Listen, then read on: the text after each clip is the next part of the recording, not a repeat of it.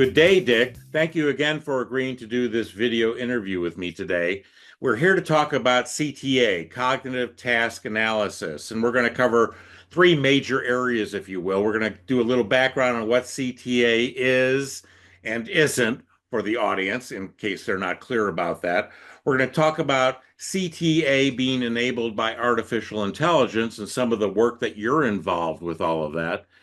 And then we are going to wrap up talking about artificial intelligence and ISD, or learning, design, development, etc., and how AI might change the practice for practitioners in the field. Does that sound like something we can do today? Sounds great. All right, All great. right. So starting off with CTA, could you please provide our audience with a little bit of background about cognitive task analysis and kind of where it comes from and how it relates to behavioral task analysis, etc.? Thanks for all that you do to try to keep this thing that we are all doing together focused a bit. I'd like to slip back to the beginnings of all this task analysis stuff, which, by the way, is about 130 years old this year. And I think a lot of us forget that our field actually made some huge contributions to this country early on with task analysis. It was called behavioral task analysis. It was called a lot of things. But for example, the QWERTY keyboard is a result of cognitive task analysis. They increased, back in the 1890s, they increased the laying of bricks by 3 times for roadways and buildings and that sort of thing. That was behavioral task analysis that primarily looked at how experts seem to behave to do things. It was an observational technique. That then got changed probably sometime in the 1980s as we began to think more about what was going on in people's minds and how would we find that out. So we had there are over 100 different task analysis schemes out there. Even 100 different that call themselves cognitive task analysis. And in fact, there are only about 3 that have really a lot of serious study to them. The first was Gary Klein's back in the 1990s, had a thing he called critical decision method. And that was a way to interview experts. And he identified, for example, about 30% more of the indicators that sick babies, premature babies had, made a huge impact in medicine. And it's still a very popular approach. A lot of people use CDM, the critical decision method. That was followed by Ellen Hall's PARI method, where we began to learn more about how people thought about things, how they made decisions, about what kind of knowledge they used when they did complex things. And the Ellen Hall's PARI method, PARI stands for precursor, action, result, and interpretation. It was a strategy for observing and interviewing primarily military experts, because mostly it's the military that made use of her system. And finally, the more recent approaches have come about because we've begun to learn some new things about cognition, about thinking and problem solving. One of the things we've learned, by the way, is that experts are not deeply aware of how they do certain types of things. They've automated it. It's become unconscious, so they don't have to think about it once they do it over and over again.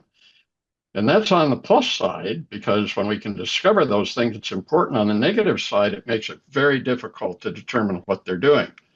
And I'm going to talk a little bit about what they make unconscious and how we kind of tease that stuff out. But the most current approaches to cognitive task analysis, there's an approach that's got developed here recently called CPP, stands for Concepts, Processes, and Procedures.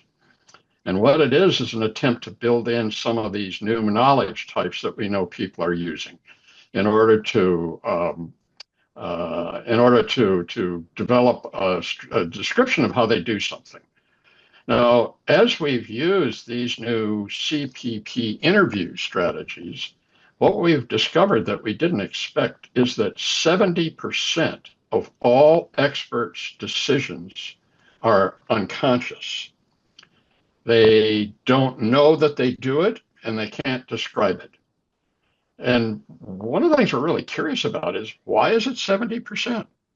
Well, why isn't it 50% or 30% or whatever? It's so consistently 70%. For example, we've done this work with surgeons, patent examiners, engineers, property appraisers. I mean, you name it. We've done cognitive task analysis of it.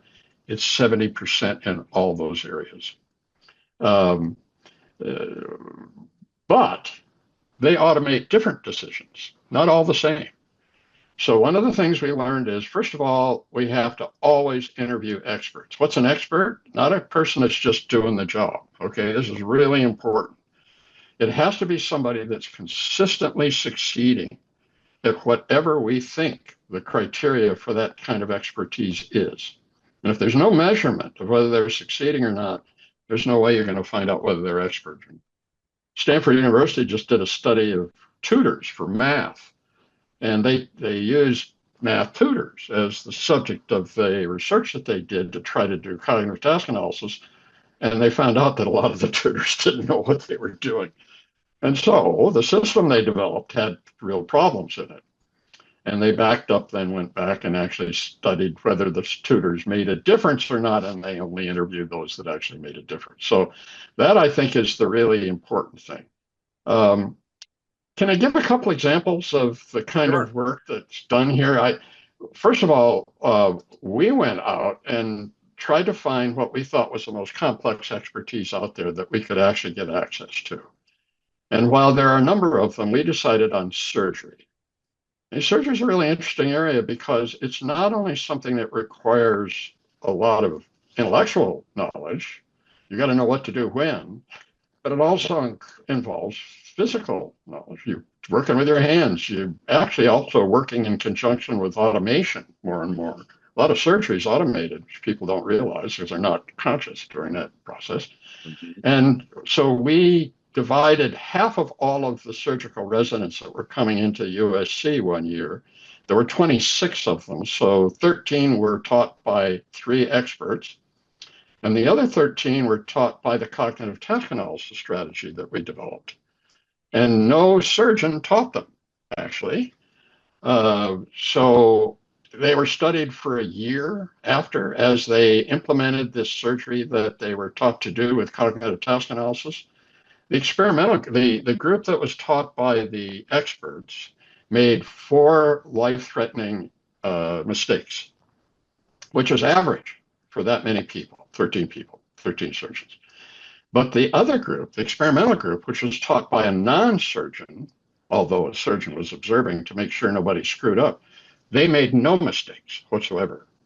Not only that, their self-confidence was hugely higher than this other group. So we think this is the way you need to test this stuff. You need to have people that were trained using cognitive task analysis and other people that were trained by the experts that were interviewed for the cognitive task analysis. It's as close as we can get to a comparison of what usually happens because experts often train. They certainly do in surgery. And so this is really critical. And by the way, the surgeons got very excited about this because it turns out they didn't like to do training. They like to do surgery. Yeah. And my guess is that's what they got compensated for more. All right. So bottom line, that's what happened in surgery. That continues to happen, by the way. The second area that is really different, but also I think complex, is patent examiners.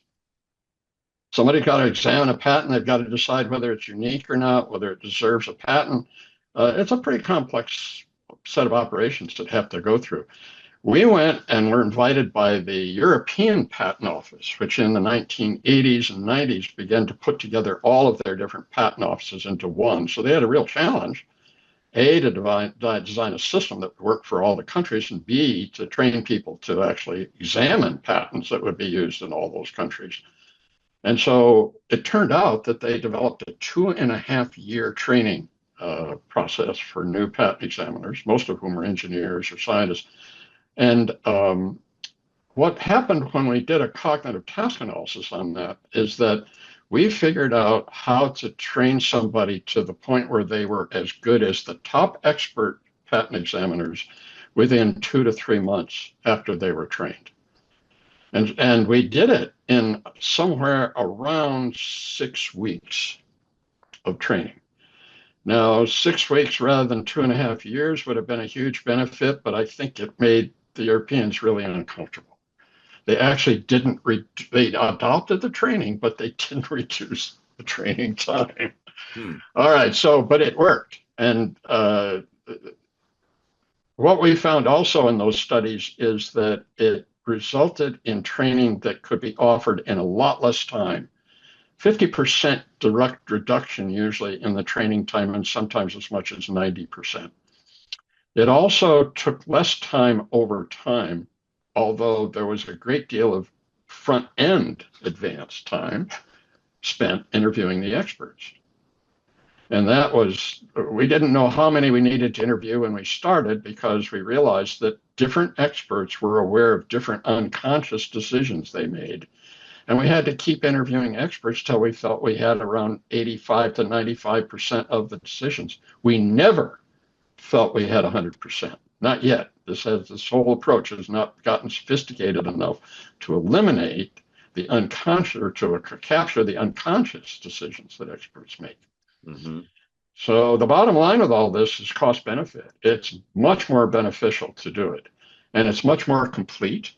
Experts make fewer mistakes, so the result of the training is much more effective. There's nothing to dislike about this that I know about, except it takes some knowledge to do it.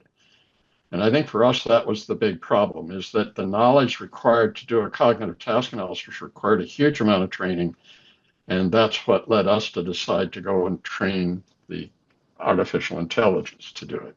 Mm-hmm. Would you like me to talk a little bit about how you do this new cognitive task analysis, this new CTT, just very briefly, Yeah. what So happens? what are the steps and what are the key roles or players that have to be involved for somebody that might be interested in pursuing this? What are they getting themselves into? Okay, well, I think the first thing to know is that it's absolutely necessary that this be an expert. In other words, that it be somebody who's succeeding, not just somebody who's doing the job and is perceived to be doing it well. You need valid and reliable data that they're doing it well. So experienced people, great, but it's got to be successful experienced people. And by the way, we find that we had a lot of trouble with full experts who are full-time instructors. They get so committed to what they're training, what they're teaching, that we can't get them to go back to what they're actually doing. So that's a caution, I think, as you're doing this stuff.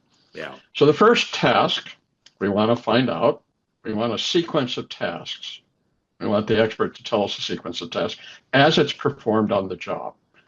And of course, it's performed in different ways on the job. If there's no necessary sequence, then we want to know which of those tasks is easier and which is more difficult, because we always start out wanting to teach more easier rather than more difficult stuff. What prerequisite knowledge is required? This is really critical. I mean, what facts, what concepts, what process knowledge, what are there any principles that somebody needs to know in order to learn how to do this? One of the reasons we do that is that we have to design a pretest of prior knowledge. We get an idea about how much and what type of prior knowledge a person needs to learn before they can take the next step and be trained to do something really complex. And this kind of activity up front of cognitive task analysis gives that information so the test can be done. Not only that, at this early stage, this first step in the process, we pretty much have a good idea of how much time it's going to be required to actually do the training. What's this training? What's the scope of it going to look like? We also get an idea about what safety issues are, because there's another rule that all task analysis has, which is often safety first. I mean, if there's somebody can get hurt, you have to deal with that. So that's the end of the first task. We've got a list of all the steps. We've got a pretty good idea of what's important, what's not, what's dangerous, what's not, and so on. Task two is that for each one of the tasks that we've identified, we want to be able to describe them clearly enough so that trainees can apply things like the context. Where and when do they do these things? The condition or cue. What starts the task? What do you have to look for? What has to happen? Then the sequence of actions and decisions that you have to make. The how and the when and the what that has to be done in the correct sequence. And at this point now, we have a very accurate notion of the time required to train people. At least we can begin to get an outside notion of whether it's viable to continue with this, let's say.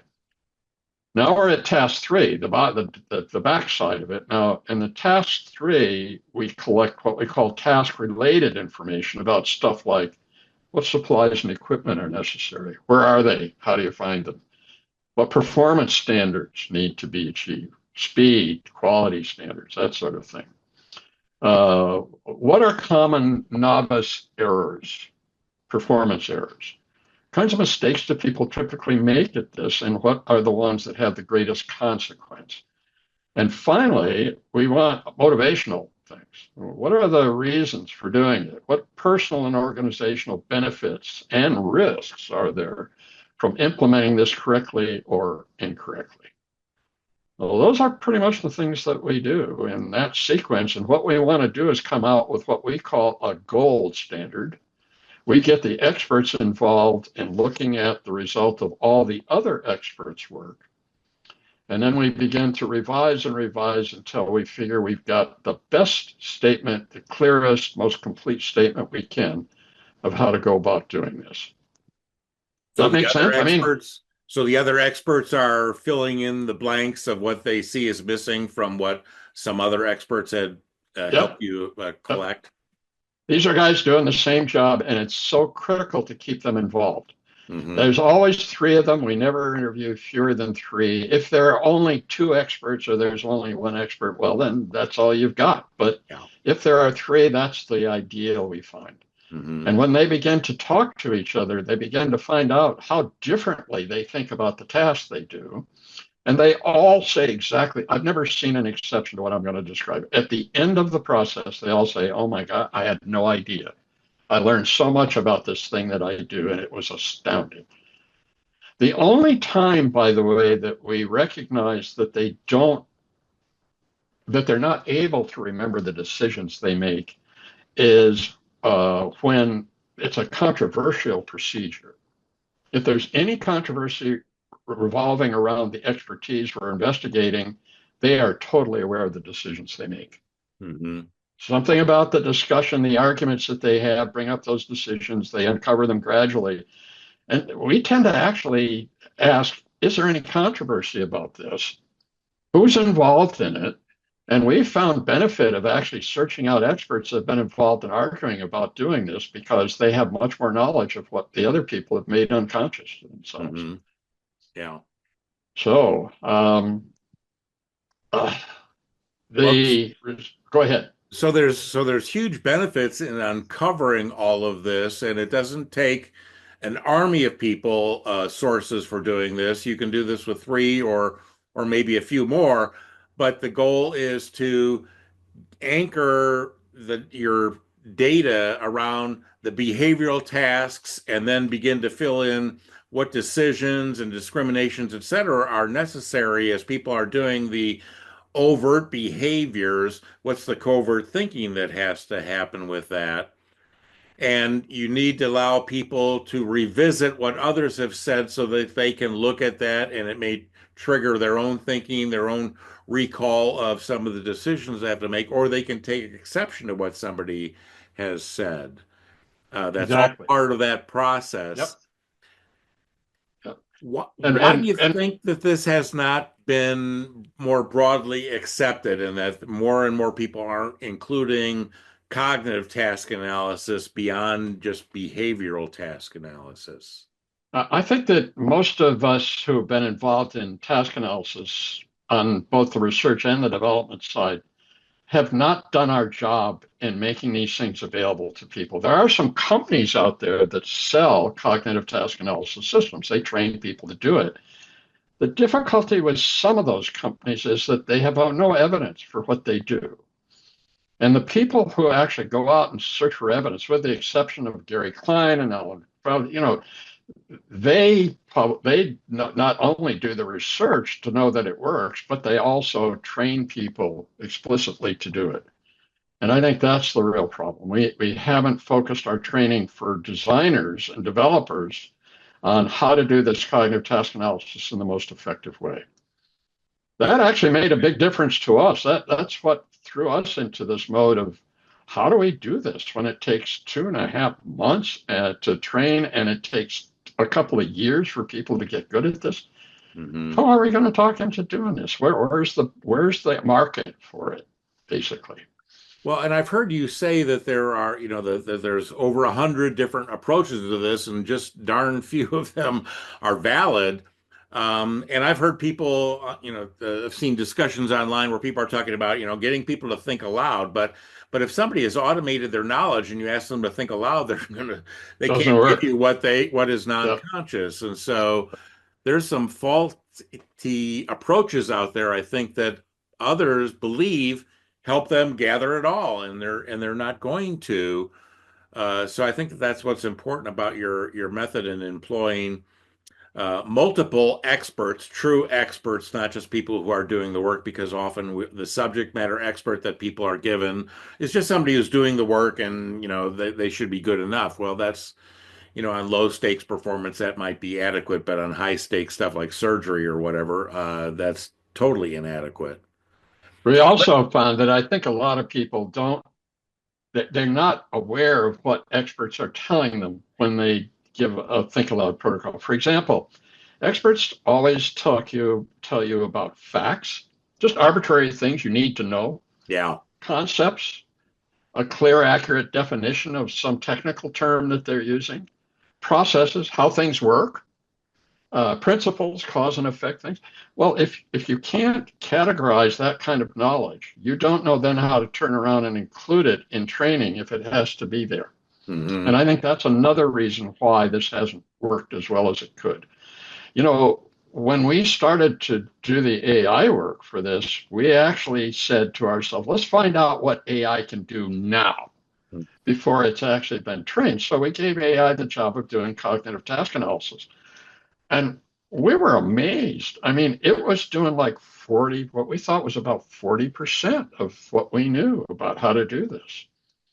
Oh, So so it's you asked already, AI about cognitive task analysis, and so yes, kind of did an yeah. analysis of.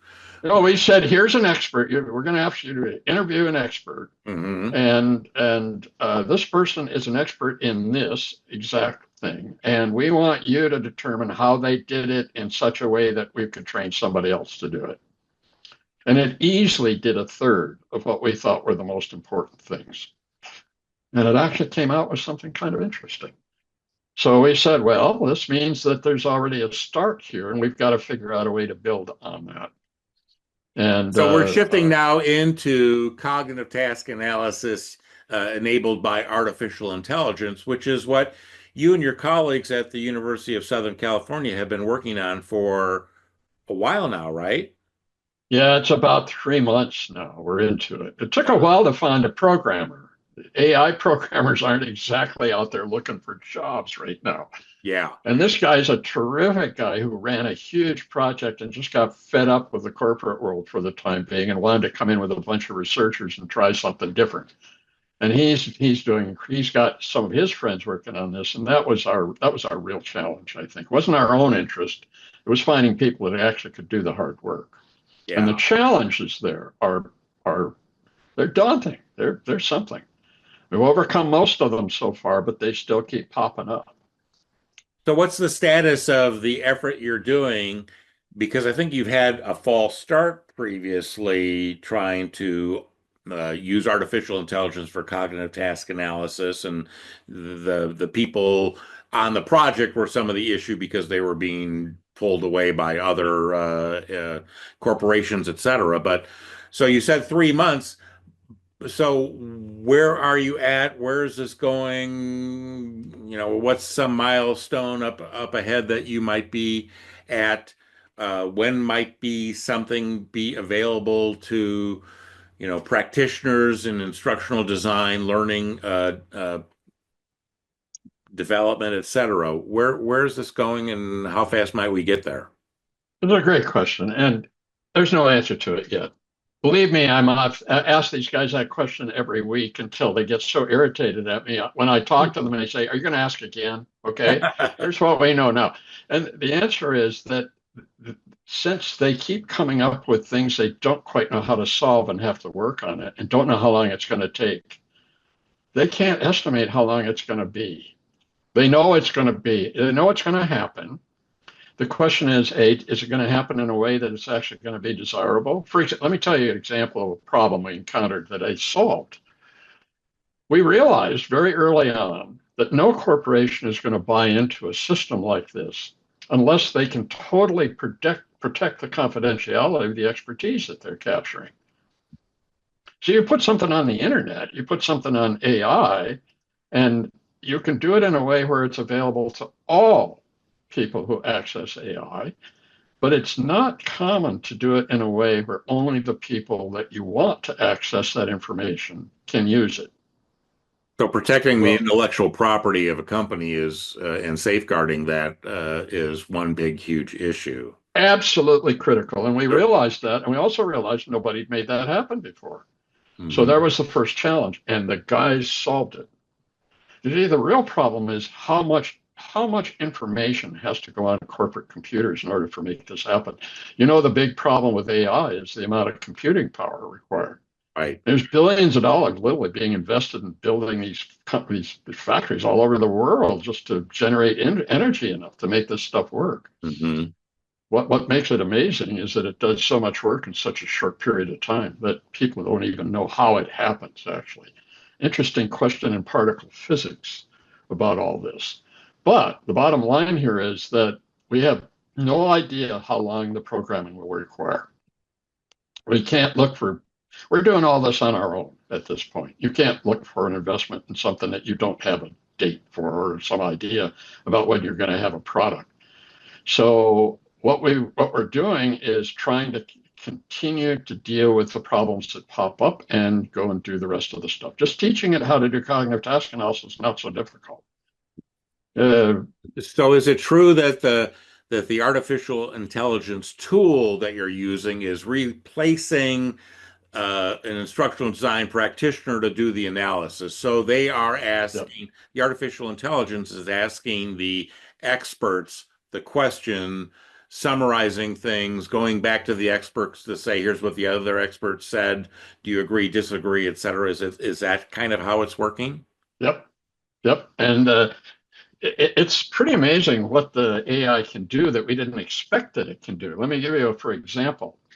One of the things Ken Yates did was to feed into the AI system that we're working with the information, the protocol, the interviews that we did with the surgeons.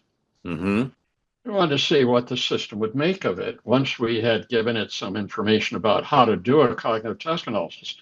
And the first thing it came back with was, we think you ought to contact this particular surgeon that was an expert because the thing that he suggested is actually something that's caused some serious problems since then. So we don't think that anybody ought to learn to do this particular strategy. Hmm. Well, we didn't even ask it to do that. Hmm. All we asked it to do was create a gold standard so that we'd have a great approach. But what it did is it went and checked the validity on the internet of everything that each one of those experts had told us. And if there was any variance that it found, it came back and said, do you think this is important? We got a whole lot of list of things here we think you ought to take a look at. So obviously it went beyond the experts, but it went to what it thought was other experts. Hmm. This That's is a system that I don't know that we know its capabilities yet. I understand why people get very, excited about it and that sort of thing. And it can make mistakes too. I mean, I've got some of those for an example. yeah. But how to encourage this AI to do the positive stuff and not the negative stuff, to analyze the differences between the different experts productively. That's what I think we're really focusing on very much now, and finding out that we're getting benefits that we did not expect. Hmm. All right, so we don't know when the dust will settle and what we'll exactly have when we do that. Um, can we move on next to talk about artificial intelligence and instructional systems design or learning design and development and see what your thoughts are about what will the human role be in the future? Our plan, by the way, is not just to teach the AI system to do cognitive task analysis. Our plan is to have it then, once it has a gold standard that looks valid and reliable, now we want it to actually create the training that's required for Mhm. other surgeons or whoever else it is. So what we want to do is to implement the best evidence-based design system right now, these more structured design systems. By the way, if anybody ever took a look at how many design systems are out there, it would be tens of thousands, I think. I mean, you and I just discovered a word it's often used for design approach called constructivism. Yeah. I've now counted 12 different definitions of constructivism used by people out there who are doing design, and they are not similar. Hmm. So here's the problem we have. We need to be a lot more specific about what kind of design has the best effort, has the best evidence for it. And Hmm. here's the system that we're trying to implement.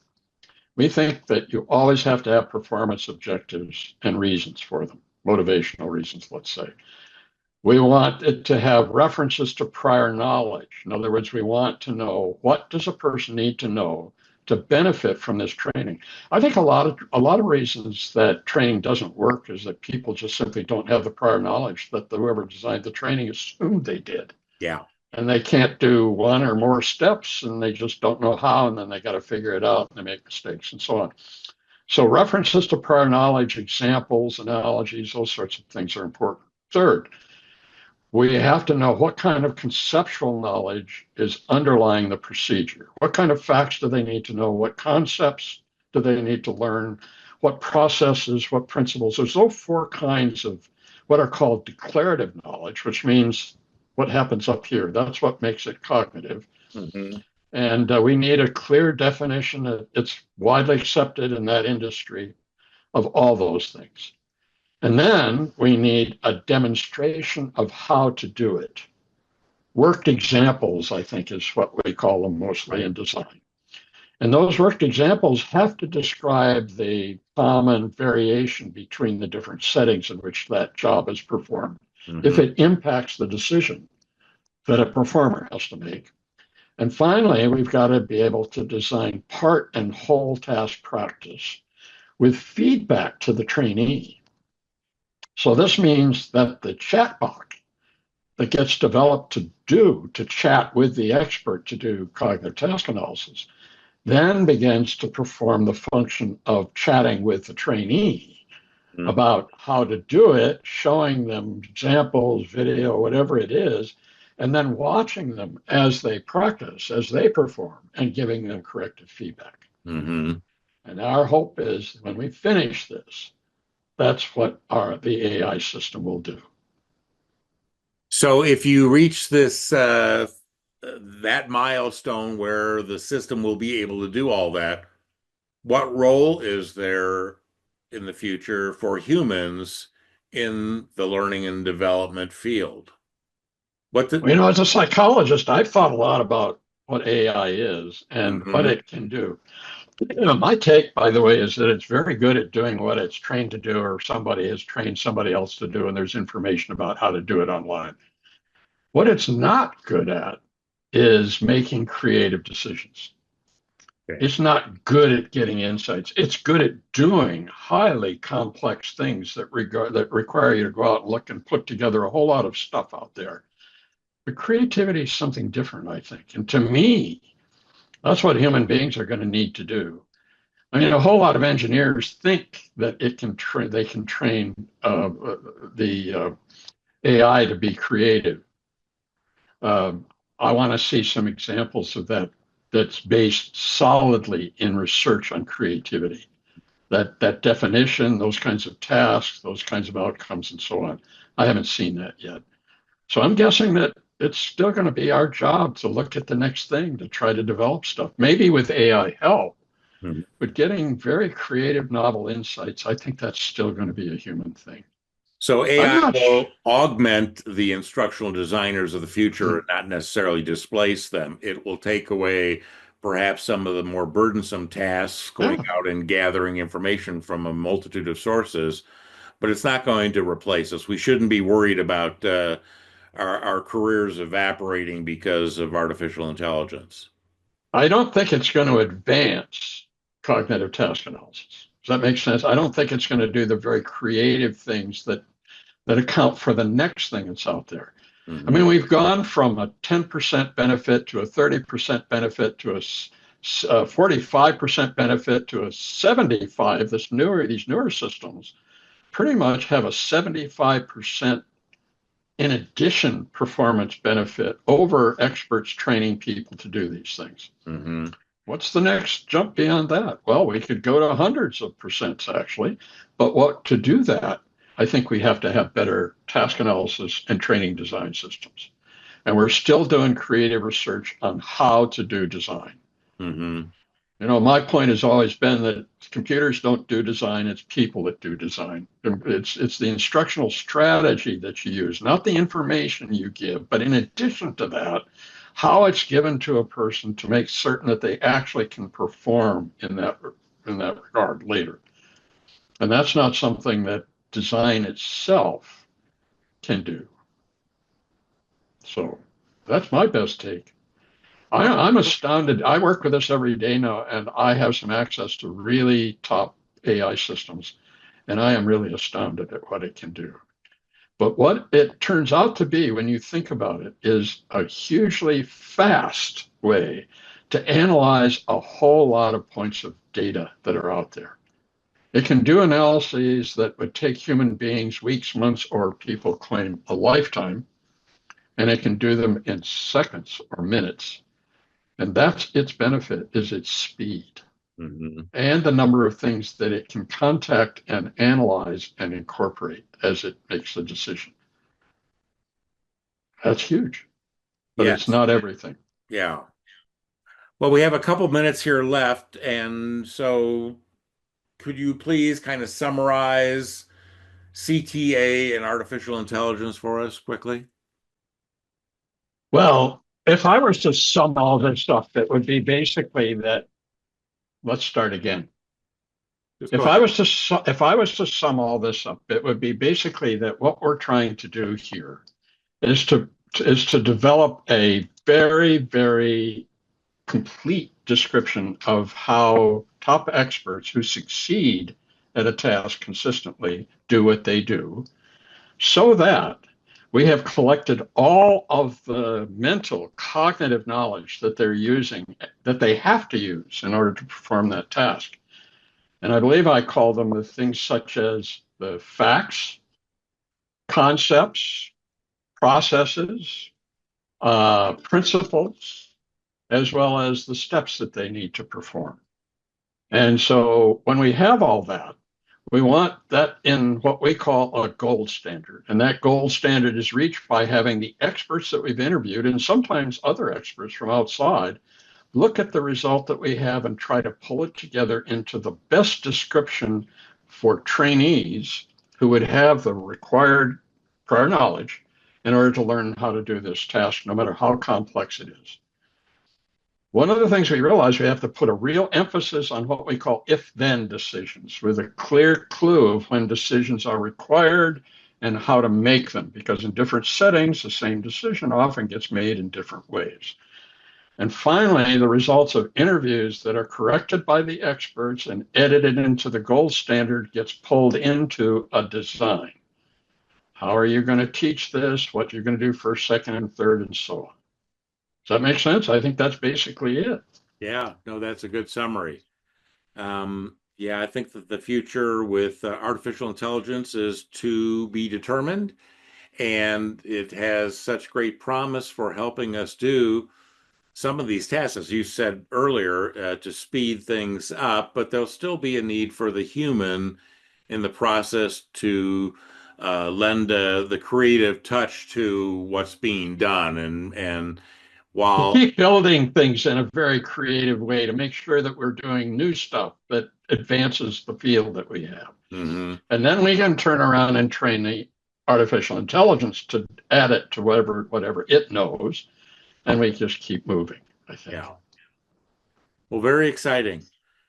Dick, thank you so much for agreeing to do this video interview with me today and sharing your knowledge and insights of cognitive task analysis and artificial intelligence and what it's going to do to the learning profession. Thanks to you, Guy, for constantly letting us all know what's going on out there from different people. Really, it's an important task. I really appreciate it. Thank you. Well, thank you again. All right, we'll see All you right. again. Take Bye-bye. care. Bye bye.